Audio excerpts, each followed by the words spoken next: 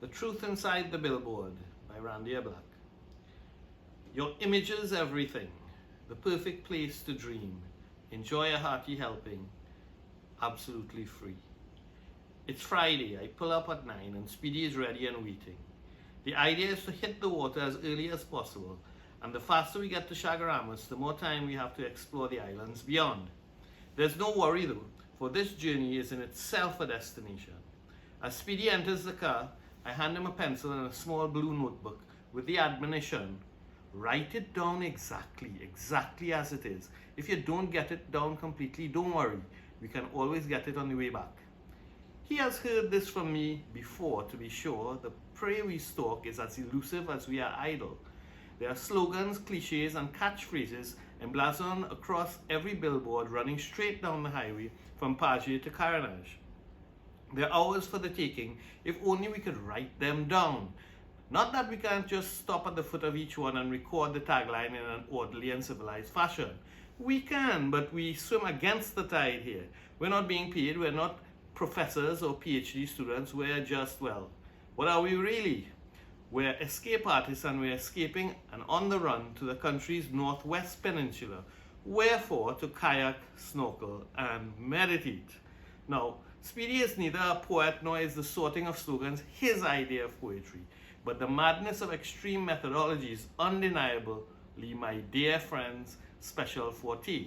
Still, I call out the captions like a drill sergeant because in earlier attempts he was caught red-handed synopsizing on the job. We do chicken right. He scribbles. On the way to the coast, Speedy regales me with the praises of a poem he had recently heard by some young chick or the other he admires. He can't remember the actual poem, but it exemplifies his idea of poetry. I ask him what the poem is about. Life. I take it as a form of protest, passive aggression, I suppose, like Gandhi. You never can tell with Speedy. Once again, I offload on him the entire story about how I used to think that way too until I encountered New Directions in Canadian Poetry and William S. Burroughs and the idea of cutouts and concrete poems. Most of all, and more to the point, I explained to him the conception of what a found poem is and why it is important for all these messages the commuting public was subliminally forced to imbibe to be sorted into a huge found poem just to see what the real message is. Nevertheless, after my unrelenting dissertation occupying half the journey, he continues to insist, I like poems about life, a world of wireless solutions. I like poems that have meaning. Size does not matter, it's who you ship with. I don't like poems that try to mean what they don't mean. Remove stains better. Stain or stains? We fly past Westbourne and the advertising ends. Soon the crunchy blue metal stone of the kayak center is underfoot. Leroy, the caretaker, hangs up the car keys and hands over the paddles for my two kayaks. The true pilgrimage now begins. We're off the 5 islands.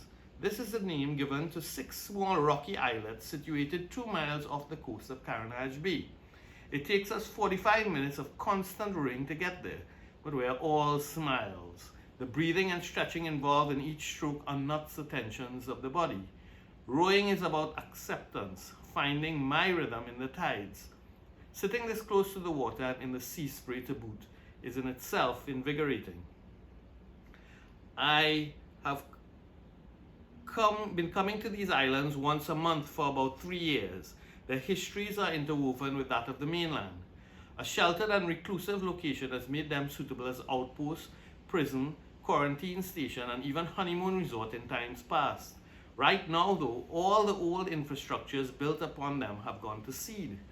Remaining are ruined foundations covered by cobo feathers and excrement. Nelson, Pelican, Lenigan, Rock, Caledonia, and Craig are the names given to these dry, bushy little outcroppings. 6 names for 5 islands, because Craig and Caledonia lie adjacent, bridged by a narrow reef covered by coral shell and sand-worn bottle glass. This is the easiest docking point for the kayaks. We carry them ashore above the high tide mark, walk about a bit, and then meditate. I go for a swim and leave Speedy staring at the sea. Over the years, I've snorkeled in these cloudy waters, circumnavigating every island. The wildlife is fascinating. There are angelfish, parrotfish, and pilotfish to be found here, gamboiling in the uneven patches of seagrass. Moray eels, barracuda, and hawksbill turtles are a less frequent encounter. The shallow waters of north of Nelson Island are a seasonal meeting ground for brown stingrays, and one early morning, a huge manta ray even emerged, swirling fiendishly out of the gloom. Right now, though, I make a long leisurely lap around Caledonia, deliciously alone, flopping, floating, feeling myself breathe, and idly searching the powdery seabed. Visibility is low and there's nothing but sand circulating in my face for large stretches, but that too is enjoyed. When I emerge, Speedy is restless for a return. I'm going on a half marathon Sunday. You coming? You will invite me to a half of a marathon, Speedy, not even a whole oneself. Every year we have a half marathon. You coming? For as long as you know me, you ever hear me talk marathon? You don't have to run. This is my thing, Speedy. Swimming and diving and hiking and thing. You could come and watch. I don't run. You want me to watch other people run? How come you suddenly interested in this marathon business? It's not now I start running. I used to run whole marathon a long time when I was young. It's only this year I decided to start back. So how you prepare for a marathon, Speedy? People think you can prepare for a marathon. I tell them you can't prepare for a marathon. A marathon is not a race. A marathon is not something you can prepare for just so. You can't just prepare for a marathon. Whoever you is, that's how you have to run the marathon. The marathon is Sunday. So Juan give me a mantra. Tuesday gone. Mantra? Yeah, a mantra for running. You know how long I'm asking him? With mantras in mind, we kayak away from Caledonia against the tide and by two bid adieu to Leroy.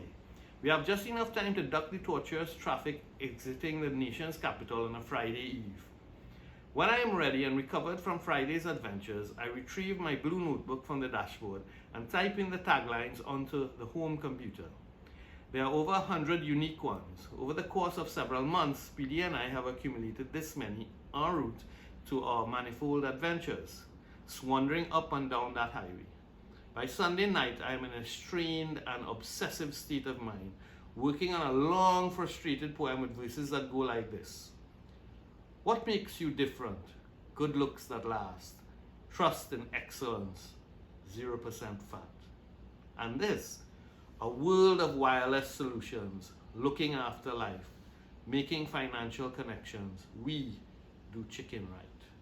And even this, the right mix, quality and color. Chances are the best chicken you've eaten is ours. A mindless value system is emerging from this jumbled mass of cliches. Even if I complete the verses, I wonder if I could sort of sequence them into any kind of sense that would serve to hold the attention. I am irritable and depressed. I remember Speedy and his resistance to the entire effort and about poems that try to mean what they don't mean. Somewhere deep, outside of my confusion, my cell phone rings. It is Sajiwan's wife. The conversation is brief. Hello? Hello, is this Randy, Anand's friend? Yes, this is Meena, Sajiwan's wife. Yes, Meena. This is about Anand. You don't know about Anand? About Anand? He died, Randy. Speedy died. No, I don't know. He was running in a marathon this morning and he died. I didn't know. He told me he was going on a marathon. I'm sorry for you to hear this news like this. We're having wake by we tonight. Okay. We're having wake by we. You could come from tonight. Okay. Again, I'm so sorry for you to hear the news like this. On Monday, November the 7th, 2005, the Express newspaper features a full-page color photo with the caption, "Runner Dies." It is a photograph of my good friend Speedy, larger in death than he ever was in life. Eyes closed, immortalized forever, dying. Around him are screaming, panicked and mortified marathoners, gesticulating wildly for help. Speedy had made it past the post, collected his medallion, walked a couple steps, celebrated, and then given up the ghost. After kayaking with me on Friday and doing God knows what on Saturday, he had left on a runner's high on Sunday. There was no doubt in my mind that the caption on his billboard was a little mantra singing in his mind as he went.